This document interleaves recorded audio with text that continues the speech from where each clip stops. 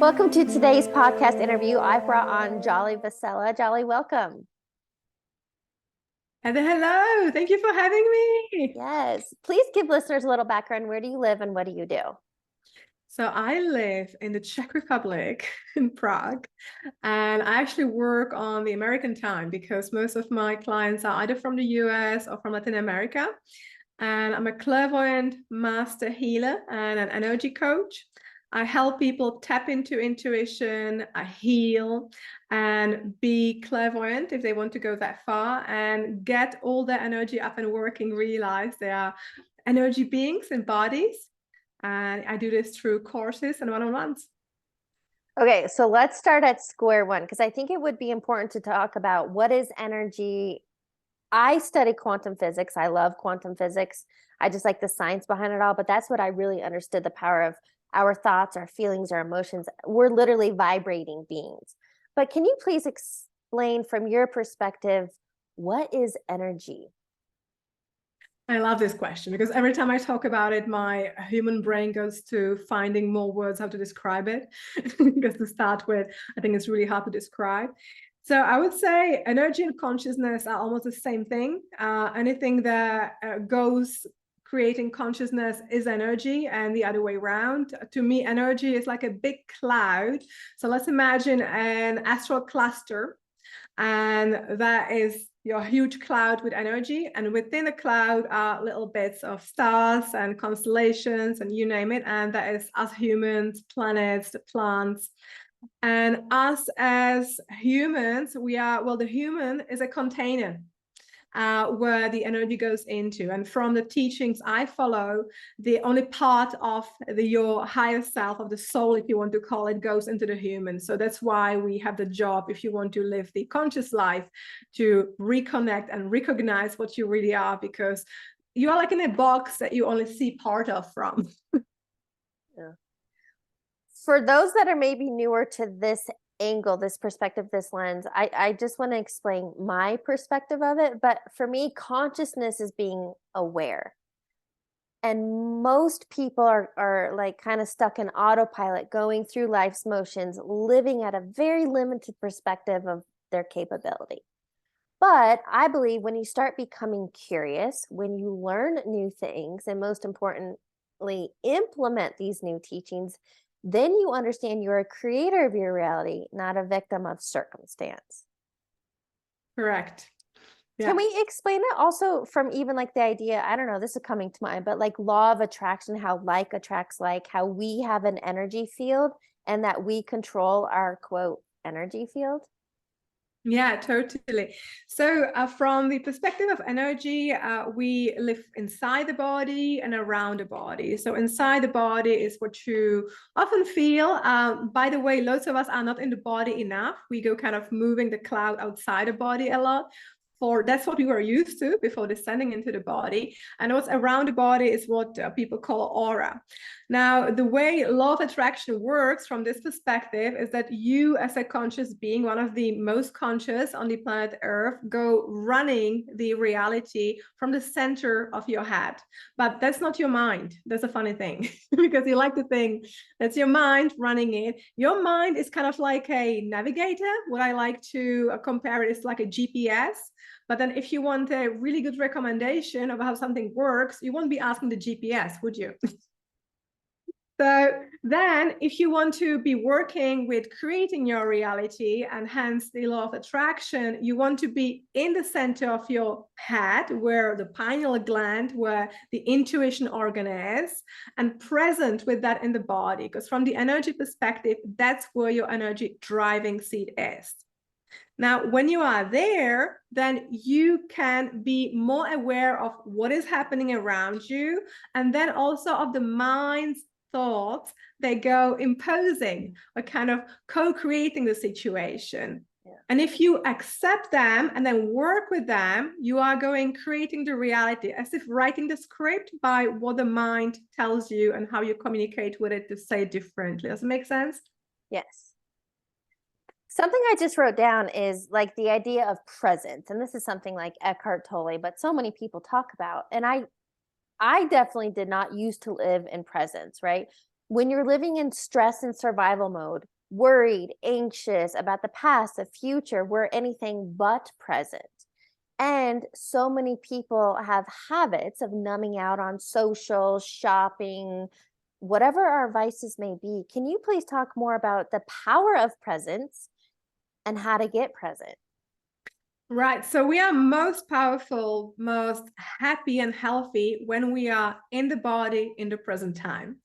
Now, as you said, from being stressed and then being in the fight or flight mode where your stress hormones go pumping into the body, we go moving into the caveman mode, to put it simply. So kind of worrying, where is the next hunting thing going to be if I'm going to survive the night in the cave? Now, guess what? These times for most of us, even if we're not aware of it, are long gone. So we don't have to really operate that way. And we can go and work with a part of our body and our brain that allows us to be aware of energy and be in the present time and not worry about the next thing we are hunting. Or I don't really know why you would be worrying about what you hunted yesterday, really, but I suppose they would be creating kind of a library of what the good hunting sites are or what was dangerous and what shouldn't be dangerous or we should be worried about tomorrow. So we don't need to do that much anymore. And us being in present is bringing yourself back into, okay, it's okay that you are planning tomorrow or that you are reviewing yesterday, but how about we stay here? How about we actually come back to this moment?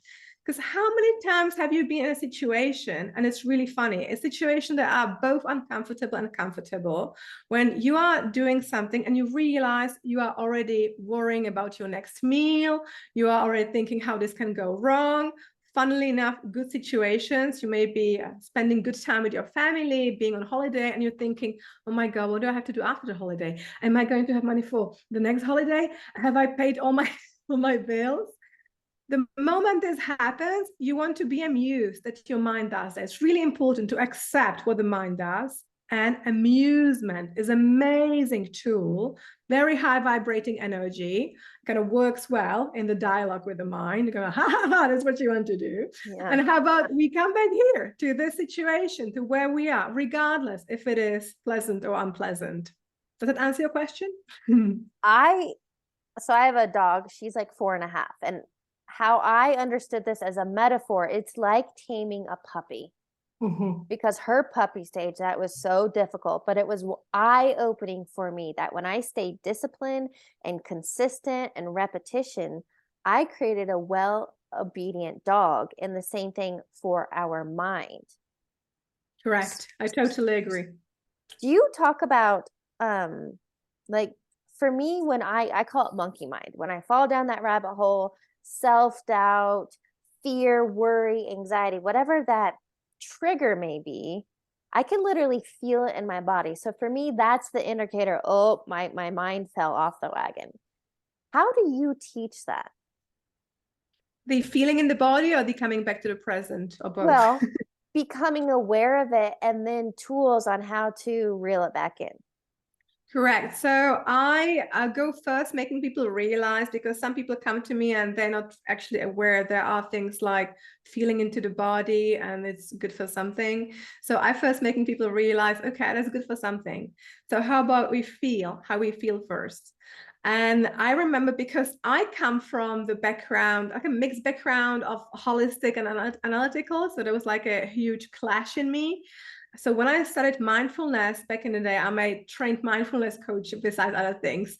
And I was in the class and the teacher goes, so feel how it feels and tell the coach, the partner we are practicing with, what it feels like, where it is.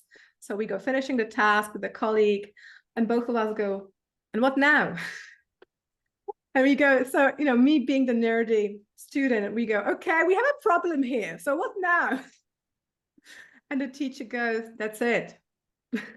Now in energy work, I do go a step further, but to start with, this is really where you start. You go feeling how it feels right now. So say if I get clients often who have issues in the family house. So it could be things like the kids be misbehaving in the morning when they want to be leaving the house. And it goes creating old tension in the family. Now, the first thing you do to calm yourself down, to be able to act, is feel that you are annoyed and feel where it is in the body and accept it.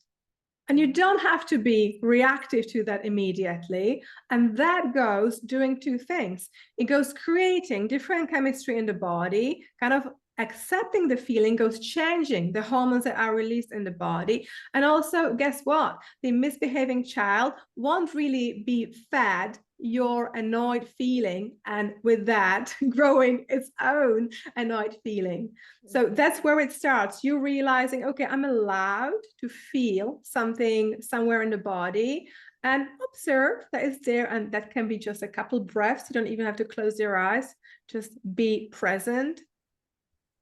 Okay, so something that comes to mind, if this is new to somebody, one, like kind of that awareness piece, it's I believe something new, it's going to be uncomfortable because we're used to suppressing and resisting those emotions. So as an example, something that I teach is what I call power of the pause. It's a 60-second technique on just like a 5-second inhale to hold it for 5 seconds and a 5-second exhale, 4 rounds. So for me, that monkey mind, when you're triggered, when you're frustrated, when you're annoyed, when you're in traffic, that email, whatever the scenario might be, when you're triggered and we know what that feels like, that's the time to stop, pause, become aware, see it, feel it. Do you have some sort of technique that you teach like that for a mindfulness practice? Yeah, totally. So I teach people to actually take a moment and breathe slower. So I don't give them 60-second frame, but I go like breathe slower, feel how it feels and just be there. Now, the other thing I do teach is having them visualize that it's all going smooth. So depending on how far they are with their awareness, it can be introduced immediately or it cannot, because originally we often have this protesting mind going like, but this can't work. Why would I be visualizing anything with this so annoying right now? And then if you want to go further in energy, you can be sending from your heart center, from the heart chakra, a cloud of whitish pink, which from the perspective of energy is compassion. And you go that way infusing. You literally, when you go picturing energy, you actually work energy. It's as simple as that. And you go infusing the situation with that. So there will be a couple things I do with people. Now, when they have a mind that is anxious or that is very reactive, I teach them the 3-second rule. So the rule is sometimes 5 seconds or more second. I make it a 3-second rule. Say you have the kind of infamous mother-in-law who's annoying at your dinner table, and you have the tendency to comment when she has some racist remarks. So when you realize, but you first need to go nurturing the attention to what's happening, because to start with, we often don't even know that's happening to us. So when you realize you're thinking, oh my God, I need to say something, she can't be talking like this. So then you go 3, 2, 1. Well, how about I don't comment or I say something kind? Because often in these situations, you're not really going to retrain the person to think differently. And in most situations, I don't say that this applies in all, you're going to probably make the atmosphere in the room more dense, tense, and uncomfortable. So 3, 2, 1. And that gives you the space between you realizing there's an emotion. The emotion goes creating a thought reaction, and the thought reaction wants to be produced. It gives you the space to not be reactive. You know what comes to mind on that scenario, at the dinner table and somebody annoying you, right? Or a judgment. Are you familiar with Peter Crone? No, actually not that one. I think he's from London originally, but he now is in LA. Anyway, Peter Crone teaches, his infamous line is, people and circumstances come into our life to reveal where we're not healed. And so that example that you just gave made me think, one, it's like a forgiveness opportunity. I had a podcast guest once called a JAFO, just another forgiveness opportunity.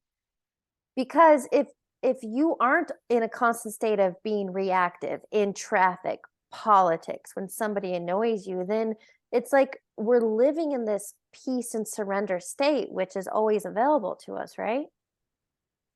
Right. Or we can always find things and people to be annoyed about. Yeah, that could be the other option when you are running that program all the time. So yeah, totally. I would say that it does mean that there's a bit of you unhealed. From my perspective, it's actually compassion. It's not forgiveness per se, because this person, well, unless they bring up something, like you have done to them.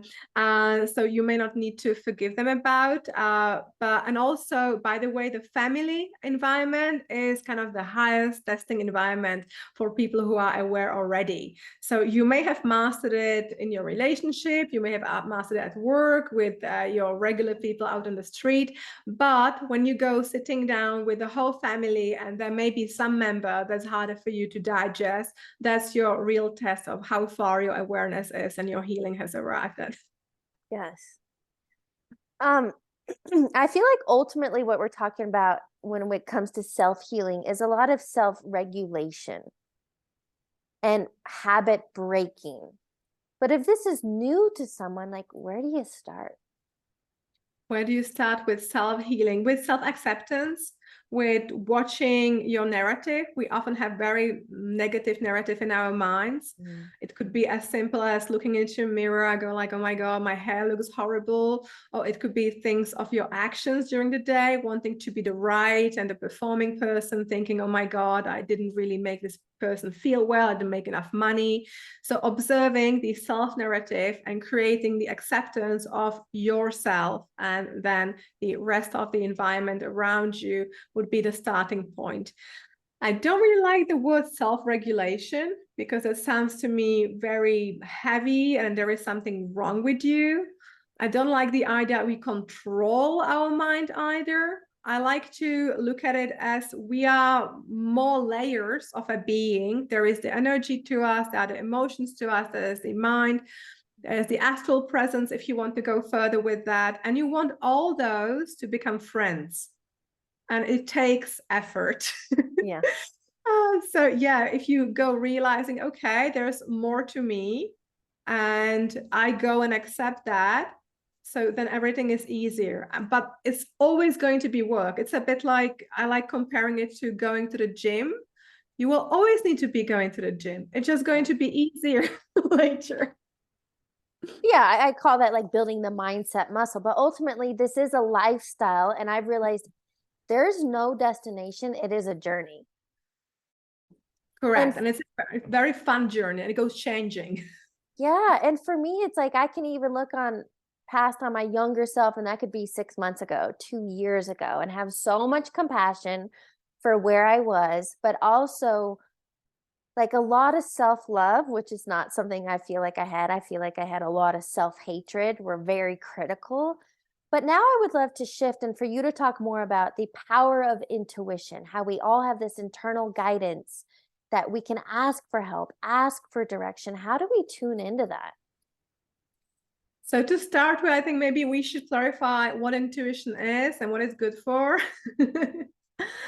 So most of us don't really work from the intuitive perspective, using our being, using our mind, and we go working more in the analytical mind. So if I were to make it super simple, you can either be acting out of analyzing everything, kind of measuring if it's going to work for you, if the maths works out, or you could go tuning into the inner wisdom, the inner guidance, and from the energy perspective, the guidance also outside, because we are all part of a quantum field that doesn't really have any distances, that we are kind of oscillating as particles in. So if you go further in that, you can be downloading the common consciousness knowledge and using that. Now, this, if you haven't used that, it sounds crazy, right? Like as I come from this environment that was both analytical and holistic, there was a part of my life when I decided not to use any common sense approach. I want to analyze everything because that felt safer. And you don't go feeling emotions as well when you analyze as much. And that's kind of easier. It seems so, at least. So if you go tuning into the intuitive you, it means you go tuning into your emotions, you go acknowledging there is wisdom within you, there is wisdom around you, and you don't have to be analyzing most of your day. This could be shocking because we tend to analyze everything and just use intuition the other way around, just a tiny bit every now and then. You don't have to be analyzing most of your day. And then you have a really fun, easy life, because when you're thinking, for instance, am I supposed to have another piece of fruit today? And you go maybe thinking, okay, so I already had 3 of them. I'm supposed to have 5 pieces every day. Well, how about you just ask your body, another fruit or not? And you get a really quick answer. So intuition is a really quick answer that you get within you. Now, mind you, if you haven't been practicing intuition, this could be harder to get into, a bit like when you start driving a car with a stick. So first you're like, gosh, what do I do with a clutch? What do I do with a stick? Yeah. You know what, So for me, I think another way people talk about it is called like a gut feeling. yes.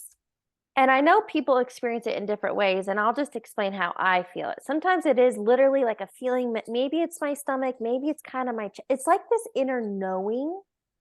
Sometimes it almost feels like a voice or a nudge. And I've just learned, again, this is like the mindset muscle. Even though, I'll give an example. This is the easiest one I can remember. I've just learned to follow these nudges, and they don't have to make sense. Actually, 2 are coming to mind. Interesting. Okay, so whatever. They don't have to make sense, but for example, a couple of weeks ago on a Sunday, I was out running errands and I got this nudge, this intuitive nudge. It was really weird to me to go to Tokyo Joe's and eat for lunch. And I was like, okay, whatever. But I followed it.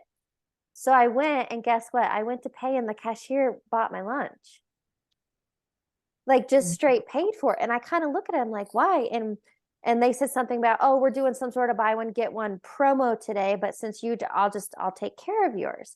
So that was one example. Another one that I remember a few years ago, I was on my way driving to the gym, and at this specific light, I needed to go right to go to the gym. But I also could go left and go to the same gym, 24-hour fitness at the time, but it was a further location.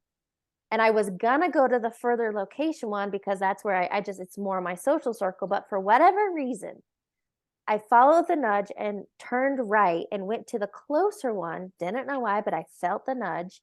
Ended up meeting the guy, went on a date. Wow, I love that. So I would love for you to share some examples. How do you feel it? How do you tune in? And by following them, what has happened for you? Well, most of my life is guided through intuition, and it's almost like a switch gear thing, because as I said, my background originally is not fully that.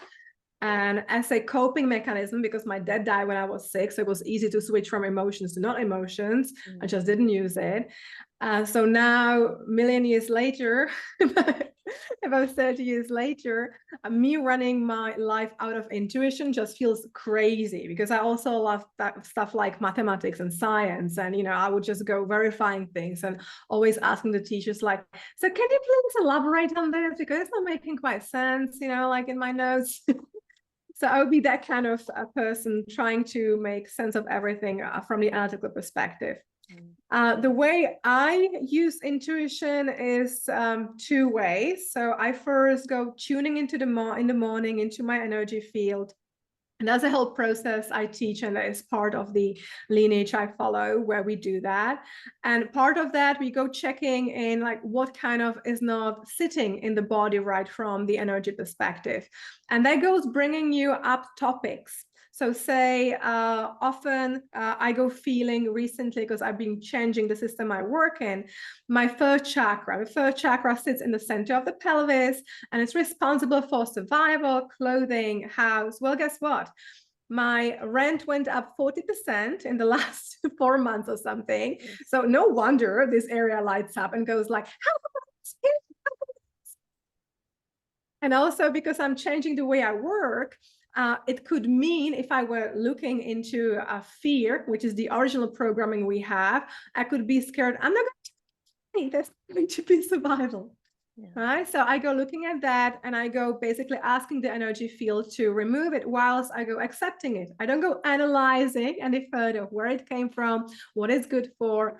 Basically, I go realizing that. So that is the first bit I do in the morning in my morning meditation. And then during the day, I go doing what you did with the gym and with the lunchtime. So if I'm not sure what to do, if I should contact this client now or later, I just go asking the intuition or the energy field, if you want to call it that, because the information can come from inside of you or from outside of you as well. And I go asking, should we contact this person now? And I listen to that quick answer.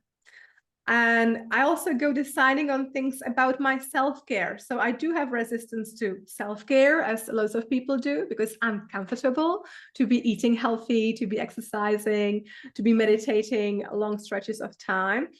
And I fast, for instance, every week I fast. And I have resistance to fasting. And I don't fast when I'm energy drained. I don't fast when I'm ill. So I ask, should I fast today? Should I fast tomorrow? And I really don't want to hear the yes answer, right? Because my lazy human mind and body go like, let's just eat whatever. And the energy field goes like, yes. And I'm like, okay, there's clearly not me not saying it to my human mind, my human lazy mind, because they would go lying on the sofa and eating chocolates. You know So what that's else? how. Hmm? Sorry, something that's coming to mind. I'm curious if this is a way you explain it. It's Mhm. it's also, I hear from different mentors, it's like getting out of your head and into your heart. Is that another Correct. way you would say it? Yeah, totally. I would say Okay. that. The only thing is with the locations, with the getting into your heart, I'm not really sure that's always what it is, because we do go processing many emotions in the heart center area and in the stomach, the solar plexus area. And your gut feeling is also, you probably know, the vagus nerve that's in the gut goes connecting to the brain and also to the intuitive part of the brain. So those two guys go communicating. But then from the energy driving seat perspective, you are in the center of your head.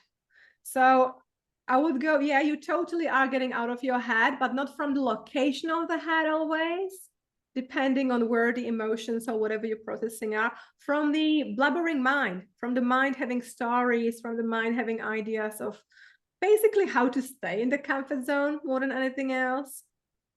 Yeah. You know what? On that note, something you shared with me is that we are not here to suffer. And I feel like most of our suffering comes from having an undisciplined mind.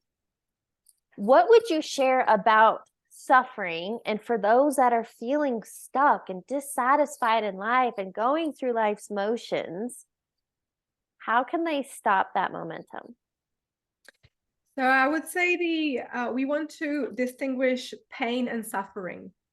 Now, we always will feel pain because it's part of the human experience. You will feel uncomfortable if you're sick in your stomach. You will feel uncomfortable if you break up with someone. That's just part of the experience. Your suffering is something that is inevitable, though, because there's the extra story of how poor you are, or how not your fault it is. How this could have happened, what you could have done differently, how this could be happening in the world. So that is, the suffering is a story that you listen to, that your mind likes to create. Again, the human mind is really funny. I think it's part of the experience we are supposed to have. It's super fun to be in a body, super fun to feel things, to eat things. But the physical perspective of humanity is also silly. It has this tendency to be making everything sad and suffering and afraid of. And we can actually realize that's not just the only part of our existence. The other part of our existence is the everlasting energy we are, the consciousness we are. And thanks to that, we can just go and observe, be the observer of the story and go like, oh, this is interesting. Okay. Oh yeah, poor me that my rent went this much up. So how about, well, I go excited about the rent going this much up. crazy idea. Well, I did that, and guess what? I increased my income by 40% within 4 months, just by getting excited. But you first have to accept this is the mind's tendency, and that's okay. But I decide, as you use the word discipline, again, I don't like the word discipline because people go have negative connotations like it's hard work.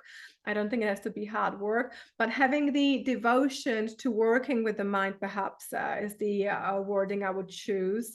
And thanks to that, you can decide, okay, I will not be listening to this part. And I will focus on being excited about that. And from energy perspective, where focus goes, energy grows. So there you go, creating the reality of being excited about my rent, and that way about how much money I'm making, that goes growing. Yeah. Okay, I'd love to expand a little bit more on that, because I felt like this was a little bit like, I don't want people to think that this is negative and the suffering and all that. Like, it's part of the human experience. So now I want to help paint a picture for people. When you do tune into the intuition, when you let go of those disempowering thoughts and beliefs and the suffering mentality, and what is possible for us. That's the crazy thing. Sky is the limit. Okay, like you do have limitations of where you are right now, perhaps how old you are. Because let's be honest, if you still, it's still reality. If you're a white person in a developed country, you probably have more options if you open up to them than a person in a, well, even India is, even though it's developing. So yeah, but you do have way more options when you tune into intuition and when you take out the poor me part and bring in your full believing in the world and in you, as you call it, unwavering confidence, unwavering belief in yourself. Is that what you call it, Heather? Oh, I was just sharing that my word for the year is unwavering faith.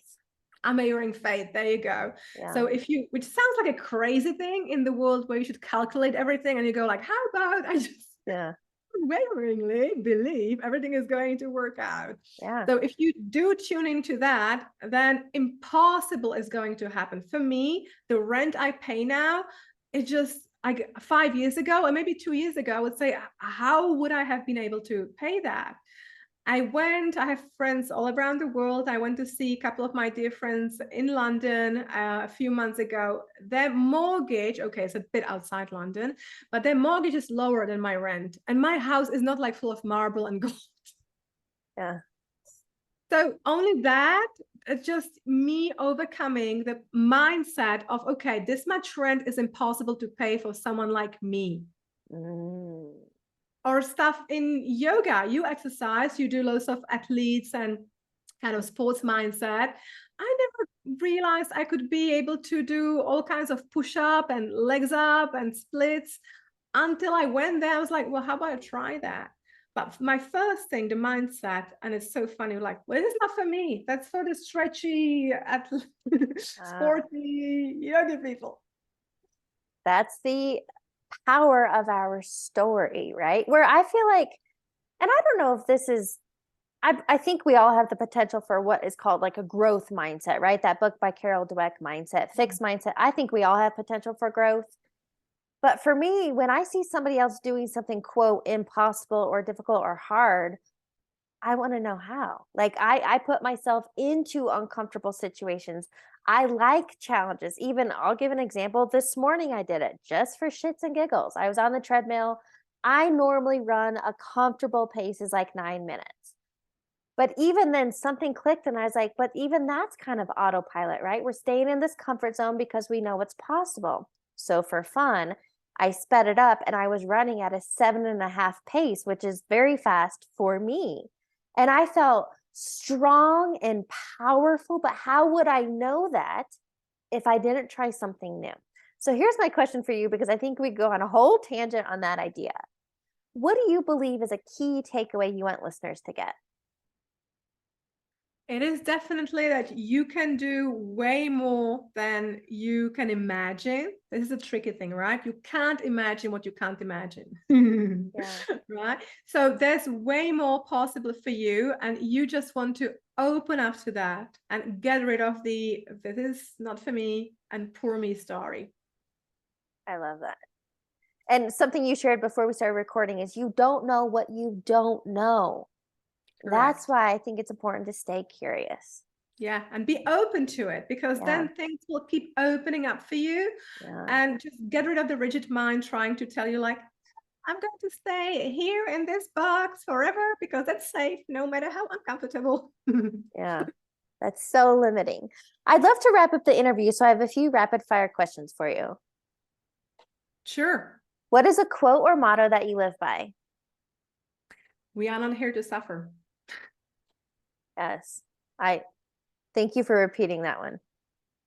What is a book you're currently reading or highly recommend? The Super Brain by Deepak Chopra. I'm not familiar with that. What's that one about? It goes basically explaining to you that if you talk to your brain, it can do anything. Is that a So newer book? no, it's not. It's probably 10 years old. Okay. It goes making you realize that the power of mind, basically, like any narrative that you're giving yourself, that's what the brain will do.